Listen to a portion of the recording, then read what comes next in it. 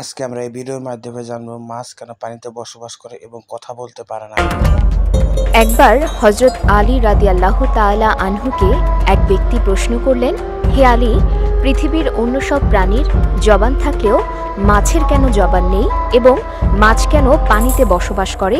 জবাবে হযরত আলী রাদিয়াল্লাহু তাআলা আনহু বলেন, মাছেরও জবান ছিল এবং তারা কথাও বলতে পারত, কিন্তু তারা নিজেদের উপর জুলুম করার কারণে মহান আল্লাহ তাদের জবান কেড়ে নিয়েছেন। পরে ওই ব্যক্তি আবারও প্রশ্ন করলেন, হে আলী, মাছেরা নিজেদের ওপর কি জুলুম করেছিল?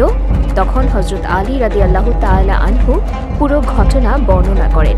তিনি বলেন, ইবলিশ আদম আলাইহিস সালামকে সিজদা দিতে অস্বীকার করায় আল্লাহ তাআলা তাকে বিতাড়িত করেন এবং দুনিয়াতে পাঠিয়ে দেন।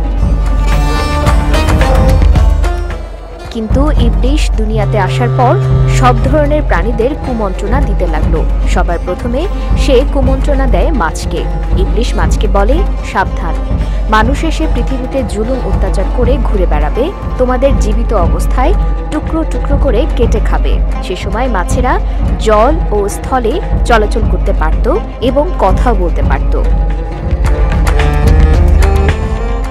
মাছেরা ইবলিশের এই কথা শুনে সমুদ্রের অন্যান্য প্রাণীদের মানুষের বিরুদ্ধে এসব কথা বলতে এবং সবাইকে একত্রিত করতে লাগলো। তখন মহান আল্লাহ তাআলা মাছের কথা বলার ক্ষমতা কেড়ে নেয়ার পাশাপাশি স্থলে চলাচলও বন্ধ করে দেন। এরপর থেকে মাছ আর কথা বলতে পারে না এবং শুধু পানিতেই বাস করে।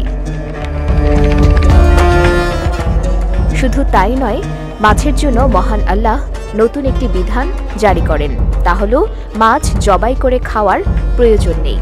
তাদের জীবিত কিংবা মৃত উভয় অবস্থায় কাটা যাবে এবং খাওয়া যাবে।